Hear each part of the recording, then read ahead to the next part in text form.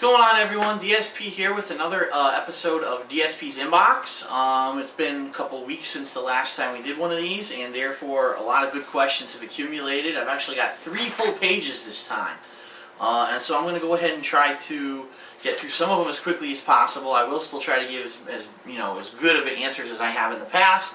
But just so everyone knows, I'm going along with the same thing I did last time with the Twitter questions. I actually have 10 questions pulled from Twitter that I just had asked for momentarily ago, and really good questions, so let's get straight to it. First question here. Would you ever consider becoming a video game caster? I ask this because your playthroughs can also be seen as you casting your own games. I think it would be pretty cool to hear you casting in an EVO tournament as one of their official casters or commentators after your one last hurrah at EVO that you mentioned you might go on, so blah blah blah blah blah. I guess my point can be summed up with this. I would much rather hear Darkside Phil commenting at Evolution 2011 than Adam Sessler. Keep up the good work, and I wish you good luck in the future. Always a fan, DeBomb88. Well, DeBomb, the answer is this. I did once or twice, I did do a little bit of casting on local podcasts, or not podcasts, but streams that were going on at some Connecticut tournaments a couple months ago. People seem to enjoy it.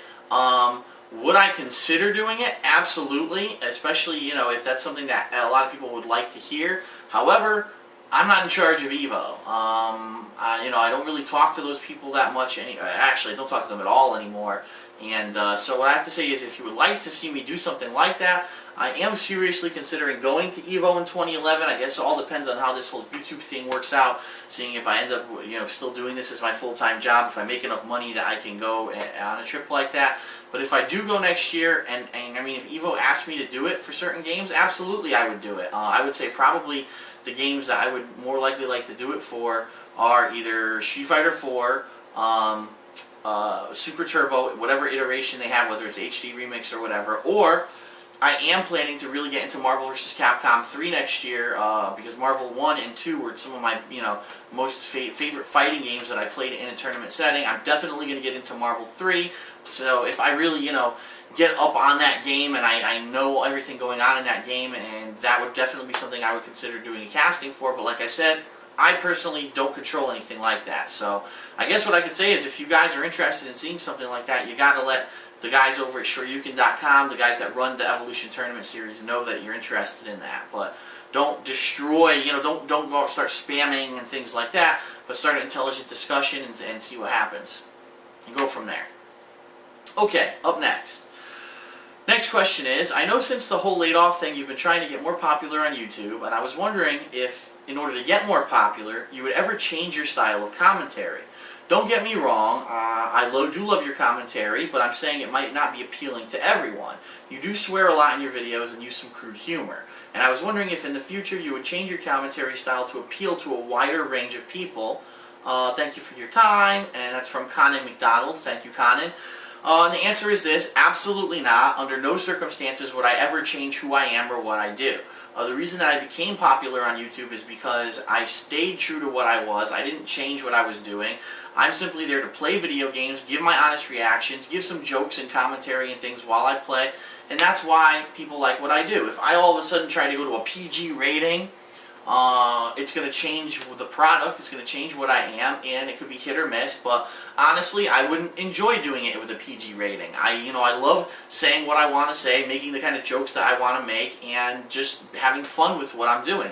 The bottom line is this: if I'm not having fun, then it's going to be, this whole YouTube thing is going to become like work, like a full-time job thing, and therefore it's not going to be fun for me. I'm not going to want to do it anymore. So, and plus, it's not going to come across as fun.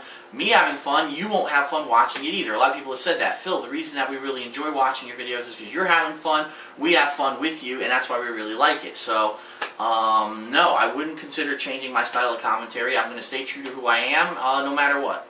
Even if someone were to sign me to go to work for a major website, I have to tell them, listen, this is how I do things, and if you don't like it, then don't sign me. It's that simple. Okay, the next question. Dear DSP, this is a good one because I've actually wanted to speak out about this one for a little bit. Some guy named Jace Hall made this Street Fighter rap music video. IGN Entertainment has posted the video on their YouTube channel. I had watched the video and thought it was total bullshit. Like, seriously, how fanboyish. Anyway, I wanted to show your opinion on I wanted to know your opinion on the matter, sorry. Whether you agree with me or you think that the video is pretty legitimate. Anything that you would say would be greatly appreciated, and the link is at the bottom and he linked me to it. But actually, incidentally, I've already seen this video. That was actually from Bill, or Gaia Bill, I guess is his online name. Well, let me get a sip of water before I start on this one. Let me tell you something. There are people out there who do good music based off of video game music. I've mentioned one of them before. Their name is Power Glove. There are a couple other good bands that do it. They basically remix video game music, and they can do it like rock or like rap. That's pretty cool. But I saw this video from Jace Hall, and let me tell you something. He's taken himself way too seriously. He actually tried to make a serious rap video with lyrics based around Street Fighter gameplay. He raps about Justin Wong, and Justin Wong is actually in the music video for this. The hooks that he has, which are basically the chorus lines, are sung by some girl who I don't know who the hell she is, never heard of her, and she's not very good. Overall, the video and the song ends up seeming really lame.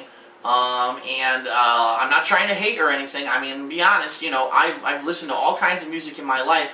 The song sucks. And what I have to kind of say, and I know this is going to sound hateful, but when you see stuff like that, when you see someone who's like a gamer and he's trying to make out like he's a serious rap artist and trying to turn Street Fighter into a rap theme, this is the reason why gamers get a bad rap and get called nerds all the time. Because I'll tell you right now, watching that video, I was embarrassed. I was embarrassed to be a Street Fighter player if people are going to watch that video and think that the kind of people in that video and the guy rapping in that video are indicative of people who play Street Fighter. So I kind of grinned, kind of turned a little bit green when I watched the video.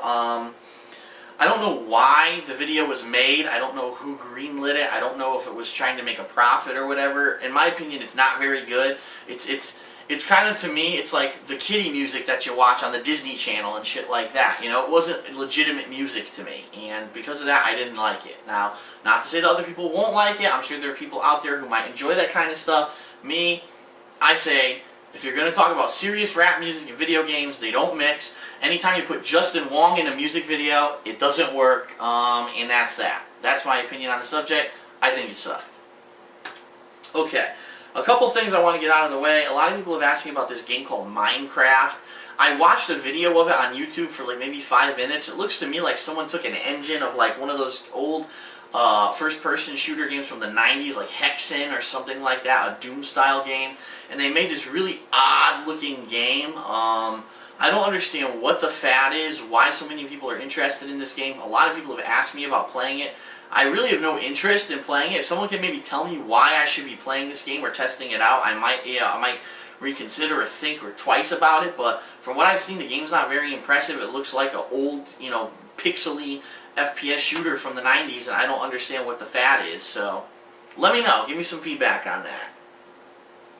Yes, for the 1,000,000th time, I will be doing the Red Dead Redemption DLC, Undead Nightmare. I know I haven't done the other DLCs that came out for the game simply because they were multiplayer expansions that really didn't add much besides maybe a new multiplayer map here or there, a new character here or there. This one is actually a legitimate single-player campaign being added to the game. I do still have Red Dead Redemption, and I am looking forward to playing that DLC. After I play that one, I'll probably get rid of the game. So I know it's coming out this month. I'm not sure of the exact release date, but when it comes out, be sure I will be checking that out. There, so those two are now out of the way. This next one's hilarious.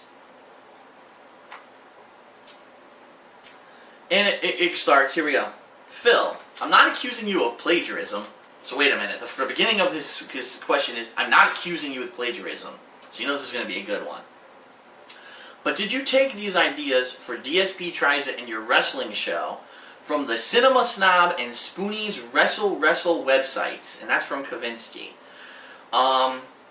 First of all, a lot of people know that I do watch content from the website That Guy with the Glasses simply because I talk about it from time to time. I've talked about the Nostalgia Critic, for example, and in some comments on videos I have referenced Spoonie from here and there. I do watch their stuff from time to time. Now let me ask you the question. His question is, Cinema Snob does a series where he tries different things, different foods, different drinks, and comments on it. Spoonie does a series called Wrestle Wrestle where he weekly talks about wrestling. Am I plagiarizing off of them? Let me ask you something. If I talk about a movie and what I feel about the movie, am I plagiarizing Siskel and Ebert? If I go fucking wipe my ass, am I plagiarizing Charmin? I mean, this is crazy.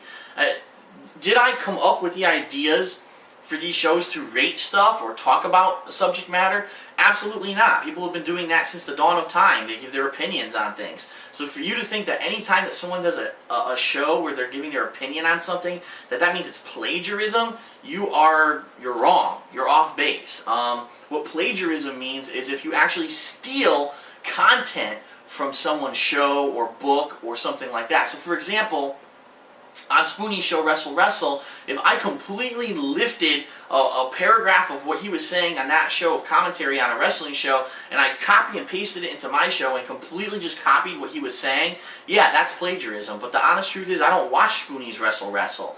And I've only seen one episode of it ever, that was months ago. And it's cool that he does a wrestling commentary. I've wanted to do something like a wrestling commentary for a long time now, but I haven't had a chance to do it because I've been so busy and I had a full-time job that was taking up my time. Now I actually have the time to watch all the wrestling shows, to watch the pay-per-views as I've been doing over the past 2 weeks, and therefore I have the time to make this new wrestling show. It has nothing to do with the fact that anyone else is doing a show. I mean, that's kind of ridiculous. Do you know how many other people do wrestling commentaries online, whether it's in a podcast form, a video form, a written text form? I mean, there's got to be thousands of them. So for you to say that I'm plagiarizing these people is completely off base, and you don't actually understand what the word plagiarism means. So, incidentally, I mean, and the other thing about Cinema Snob doesn't even get as close to as many views as I do, so for you to think that I'm plagiarizing a guy that basically isn't even close to as popular as me is kind of ridiculous. But no, I'm not copying anything from these people, and I'm going to continue on with my own series, and that's that. So please, before you start making accusations like that, look up the word in the dictionary and try to understand what the hell it means. Knuckleheads. Okay. This next question... Alright, let's just roll through it here. Hey Phil, I wanted to know how you managed to get to the point where making a video where you talk directly to the camera, I guess like this one, is almost natural. I remember a time where you didn't appear in front of the camera and a lot of people wanted to see you in person. And that is actually true. Back in 2008 and halfway through 2009, I had never shown myself on camera because all I'd done was playthroughs of video games, and people were like, oh, we're demand to see DSP, we can't wait to see what he looks like, and people had all these conceptions of what I was going to be, what kind of a person I was going to be. Did it take time to adjust talking to a camera? Okay, and that's pretty much the gist of his question. That's from Column,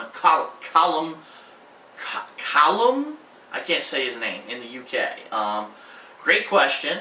The answer is basically, throughout my life, whether it was in school, whether it was at work, whether it was at my most recent job, which I was unfortunately laid off from, I've always been good at getting up in front of the public and speaking. It really came from back in grammar school and high school. I entered myself into a lot of these competitions of oratory things. So I would do a report, for example, on a president, and I would go up in front of the entire school and read the report. And just practicing that over and over. When I was a small kid, I used to read in front of my parents first, then maybe in front of my family members and friends, and then I would actually do it in front of the school for the competition. Led me to basically get accustomed to being in front of a large group of people. And going along with that same vein, also, my Street Fighter career has also allowed me to adjust to that. For example, there have been several evolutions where I've been in the top 8 and I've been playing on stage in front of thousands of people. Evolution 2005, the Nationals in Vegas, I actually got 4th place in Super Turbo. I was in front of thousands of people because actually that year they had teamed up with MLG. So you had all the people for Street Fighter and you had all these people for MLG all watching you on stage. So imagine how nervous and nerve-wracking that could be. But just all those years of experience of doing it, of leading events at work and things like that, of being in front of people playing Street Fighter, really made me comfortable overall in front of the camera, and that's why I'm able to speak to you like this and not be nervous or stutter most of the time or anything like that. And actually it's also given me some pretty good time management skills. I can kind of have like an internal clock in the back of my head ticking, so I kind of know roughly how long I've been talking on camera. So that's where that came from. Next question. Hey DSP, I love your videos, and I have a question or suggestion, I suppose. I'm sure a lot of people can agree that it's a bit frustrating that you don't upload your playthrough videos by naming the level or mission that is in the video. It's a bit annoying that if you just want to watch a certain part of your playthrough, we have to go from video to find it because the title just shows the part, not the actual mission. Alright, he's a typo. I think it would be better if you wrote the mission name in the title, like Enslaved Part 5, Mission 2, The Old City, Part 1 of 5, rather than just Enslaved Part 10.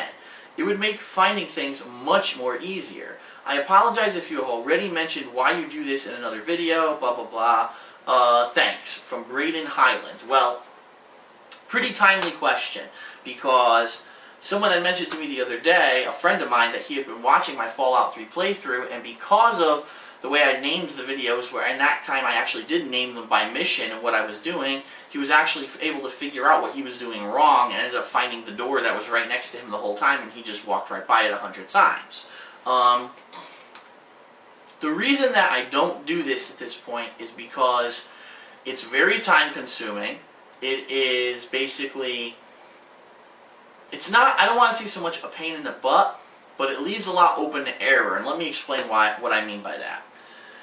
When I was doing the Fallout 3 playthrough, and I was doing certain missions, a lot of them I ended up naming wrong, or I thought I was doing the right thing for the mission, I ended up not doing the right thing for the mission, and then, it ended up misnamed, or I had to go back on my word later on. I think one of them there that I had called, I'm trying to remember what it had a name of certain station, and that was the name of the mission I was trying to do, but I ended up doing something else, and so it confused people.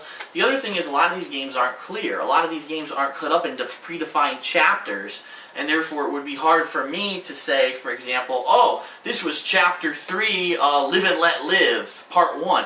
Because sometimes the game doesn't even outright tell you the name of the chapter. Like, you may know after you get the achievement that they named the chapter a certain thing or something like that. The bottom line is, if I were to do that and name every single part, specifically what part of what game I'm in and what I'm doing in that video, number one, it would take a lot more time for me to get videos up because I'd have to look at all that information. And number two, completely honestly, I would probably either have to use online guides or strategy guides in order to figure out that I'm naming the things correctly. Right now, for the 99% of my games, I don't do that. I don't go online and look stuff up unless I get completely stuck and I don't buy the strategy guide. So I guess to answer the question is, for a game like Fallout New Vegas that I'm about to play, more than likely, I have to admit, I probably will buy the strategy guide for that game, because when you look at a game like Fallout, those games have so much content in them, you don't want to end up turboing by a bunch of cool stuff and missing it. This is actually what I did with Fallout 3. I played through the game once, the main story. I did some side missions as I came up upon them, but most of them I ended up skipping. And then after I beat the game, I went back and did optional missions based off of what was in the strategy guide, and I was able to do it based off of that. So what I'll probably end up doing is, for New Vegas, if I buy the strategy guide, I will be naming the videos like that. But if I don't, it's going to be too difficult. And I do apologize to people, but the bottom line is this. I do playthroughs, I don't do walkthroughs, and I know I've been saying that for a long time. You could use my videos as a guide to beat the games, but for the most part, people just watch my videos to see if I'm enjoying the game, to see what my opinion is of the game at that time, not necessarily how to beat a certain puzzle or defeat a certain boss or find a certain door. And that's why it really hasn't been that much of a concern for me to name the videos specifically each chapter. Now, if I find there's an overwhelming feedback that people want that, then I'll look to do it, but that means that I'll have to buy the strategy guide basically for every game, so I know the actual names of what I'm doing and things like that. So give me some feedback. For the most part, I don't think it's been that big of a concern, but if it is becoming a concern, I can look to do it in the future. It's just going to be a lot more work for me. Alright, so we're about halfway through now, so I'm going to go ahead and split the video. And when we come back in part 2, we'll finish up all of the questions that I got in the DSP Inbox email address, and also we'll address the Twitter questions. Thanks a lot. I'll be right back.